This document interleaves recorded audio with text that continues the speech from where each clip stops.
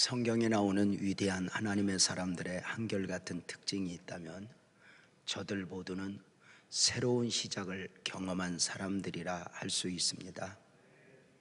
처음부터 대단했던 사람이 아니라 처음에는 평범한 사람이었는데 그 평범했던 사람들이 주님으로 말미암아 새로운 시작이 있어진 것입니다. 사울에서 바울로, 시몬에서 베드로로, 야곱에서 이스라엘로, 아브라함에서 아브라함으로 말입니다. 성경에 나오는 사람들이 한결같이 새로운 시작을 경험한 사람들이라면 오늘을 살아가는 사람들 중에도 역시 큰 인물들 가운데는 새로운 시작을 경험한 사람들이 참 많이 있습니다. 오늘 말씀에서 보여지는 에녹의 경우가 그러합니다. 놀랍게도 그 에녹에 대하여 히브리서 기자는 히브리서 11장 5절에 이렇게 소개하니, 믿음으로 에녹은 죽음을 보지 않고 옮겨졌으니 하나님이 그를 옮기심으로 다시 보이지 아니하였다. 그는 옮겨지기 전에 하나님을 기쁘시게 하는 자라는 증거를 받았다. 이렇게 말합니다. 에녹의 마지막에 대하여 성경은 에녹이 죽었다고 말하지 않습니다. 옮겨갔다고 이렇게 말하고 있습니다. 이렇게 옮겨갔는데 죽어서 에녹의 의지가 아니라 옮겨진 것입니다. 저는 이 말씀을 참 좋아하죠. 그래서 임종 예배 드릴 때 종종 드리는 말씀이지만 예수 믿는 사람의 마지막은 죽은 것이 아니라 옮겨간 것이라고요. 땅에서 하늘로, 육에서 영으로, 바로 고통과 질병과 아픔이 있는 곳에서 영원한 나라로. 그는 마지막이 그러했다면 그는 옮겨지기 전에 하나님을 기쁘시게 하는 자라 하는 증거를 받았다고 그랬어요. 그런데 히브리서 11장 6절에서 믿음이 없이는 기쁘시게 못하였으니 했으니 에녹은 믿음의 사람이었고 하나님을 기쁘시게 하는 사람이었고, 오늘 창세기에서는 그에 대하여 하나님과 동행하는 자였다고, 유다서에서는 최악의 세대, 험한 세대의 예언자, 복음 전도자로 삶을 살아냈노라고 우리에게 소개해주고 있죠. 이렇게 놀라운 에녹도 우리가 자세히 그 삶을 들여다보면 처음부터 이렇게 대단한 하나님의 사람이 아니었다는 것이죠. 에녹의 시작을 성경은 어떻게 소개하고 있는가? 오늘 본문 5장 21절부터 23절에 보면, 에녹은 65세에 무드셀라를 낳았고 무드셀라를 낳은 후 300년을 하나님과 동행하며 자녀들을 낳았으며 그는 365세를 살았더라. 이렇게 말을 합니다. 에녹은 65세에 무드셀라를 낳고 300년을 하나님과 동행하였고 365세를 살았으니, 에녹은 하나님 앞에 옮겨지기 전에 365세, 우리의 삶으로 하면 365세의 삶을 살았다. 이렇게 이야기합니다. 그런데 그 에녹이 365세 중에 300년을 하나님과 동행했으니 처음 65세까지는 에녹도 하나님과 동행했던 사람이 아니었습니다. 그렇다면 에녹이 65세까지는 교회를 다니지 않았을까? 만약에 에녹이 65세까지 교회를 다니지 않았다면 우리는 쉽게 정리할 수 있습니다. 그래, 우리는 교회 다니는 것으로 만족하면 되니까 말입니다. 그러나 에녹도 이미 65세까지 교회를 다니는 자였고 예배하는 자였고 기도하는 자였습니다. 그러나 동행의 삶을 살지는 않았습니다. 하나님을 예배하고 하나님 앞에 드려지는 자였지만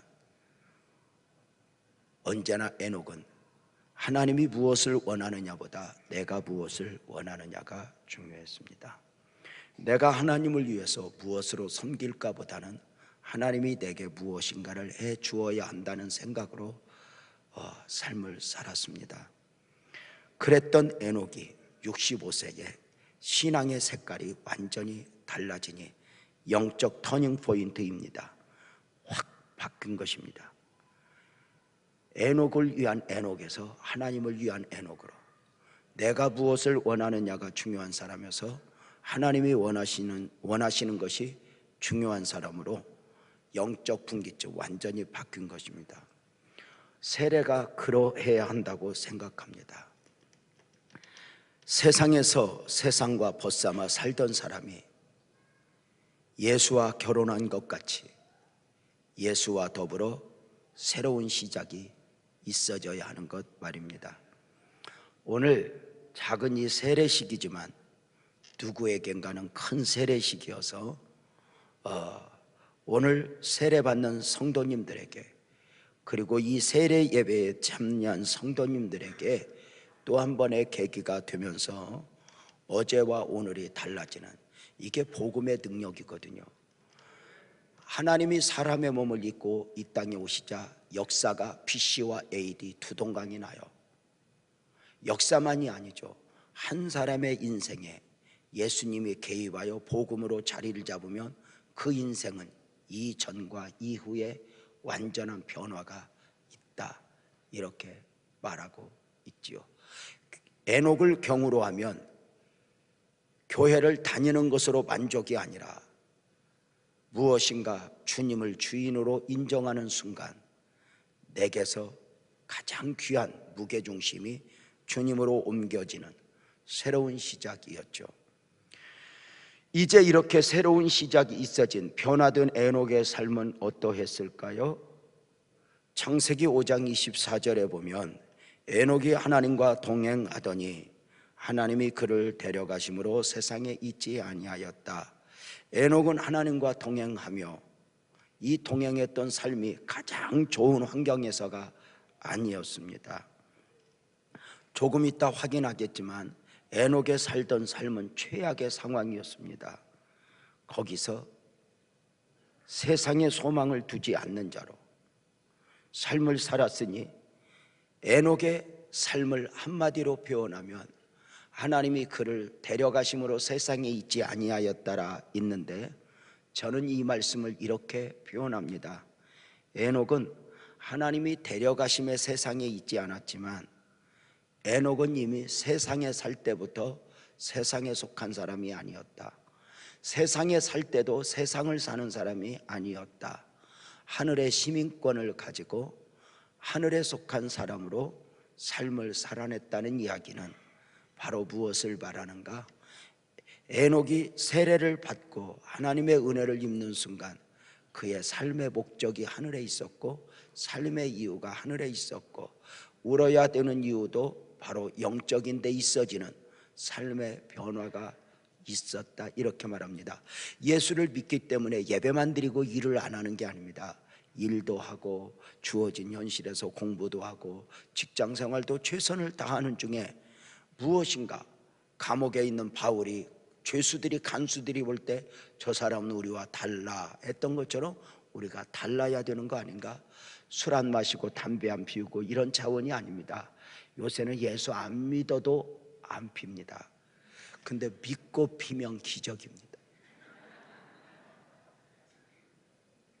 예수 안 믿는 사람도 점점 왕따 당합니다. 아파트에서도 못 피게 하죠. 공항에서도 못 피게 하죠. 식당에서도 못 피게 하죠. 그래가지고 막 들어가기 전에 하고 들어가는 거 보면 저걸 불쌍한 거예요. 저걸 끊을 수가 없는 거예요. 그분이 뭐 의지적으로 그러하겠어요? 아니잖아요. 우리가 뭐 웃기 이전에 정말 그게 쉽지 않잖아요. 근데 그걸 안 하는 것이 다른 게 아니라 울어야 되는 이유, 억울해야 되는 이유, 바로 무엇인가 삶이 다른 것이죠. 무엇인가 삶이 다른 거죠.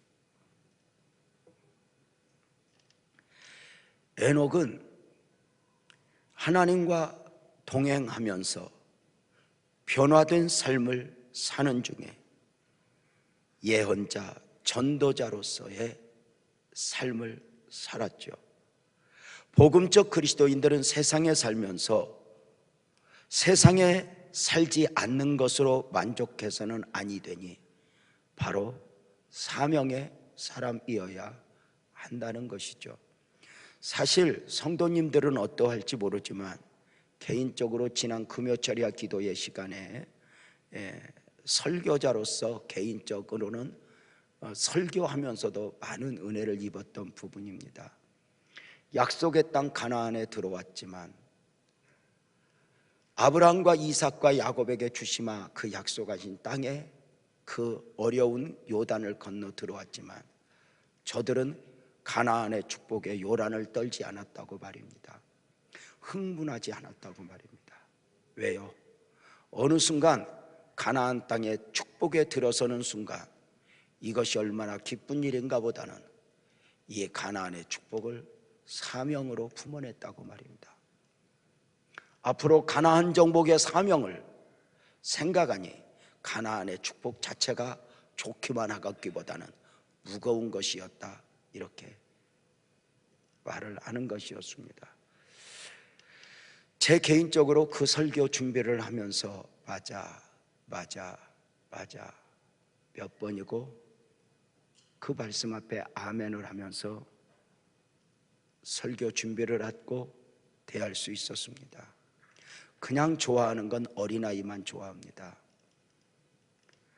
그러나 어른이 되면 다르지 않겠습니까? 에녹은 사명의 사람이었으니 어떤 삶을 살았나? 유다서 1장 14절은 이렇게 말합니다.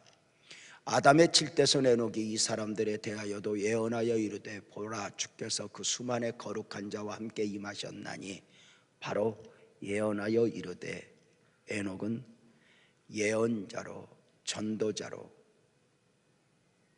종말을 선포하는 사람으로 삶을 살았으니 더 좋은 환경에서가 아니었습니다. 에녹이 살았던 전도자로 살았던 시대적 배경을 유다서 1장 15절은 이렇게 소개하니 단 한 절 안에서 이렇게 표현합니다. 이는 무사람을 심판하사 모든 경건하지 않은 자가 경건하지 않게 행한 모든 경건하지 않은 일과 또 경건하지 않은 죄인들이 주를 거슬러 한 모든 완악한 말로 말미암아 그들을 정죄하려 하심이라 하였느니라. 경건하지 않다는 말이 4번이나 나옵니다. 그리고 거기에 완악함, 정죄, 악함 이런 것들이 나오는 에녹이 살던 이 최악의 세대 가운데서 에녹은 바로 하나님과 동행하는 사람으로 삶을 살아냈고 그는 하나님을 기쁘시게 하는 사람으로의 삶을 살아냈고 땅의 소망이 아니라 하늘을 소망을 둔 자로서의 삶을 살아냈고 무엇보다도 듣든지 아니 듣든지 전도자로 삶을 살아내었습니다. 세례가 그러해야 한다고 세례받은 사람들이 또 우리 세례 예배에 참여한 사람들이 그러했으면 좋겠다고 말씀을 드리고 있는 것입니다. 에녹의 아름다움은 그 마지막이 아름다운 사람이었다는 데 있습니다. 에녹은 새로운 시작이 있었습니다. 그래서 그 새로운 시작만 있었던 사람이 아니라 에녹의 가장 큰 매력은 옮겨졌다, 하나님을 기쁘시게 했다, 마지막이 아름다운 사람이었다는 것입니다. 이것이 우리 복음적 그리스도인의 소망입니다. 시작은 좋았지만 안타깝게도 마지막이 아름답지 못한 경우들이 많이 있습니다.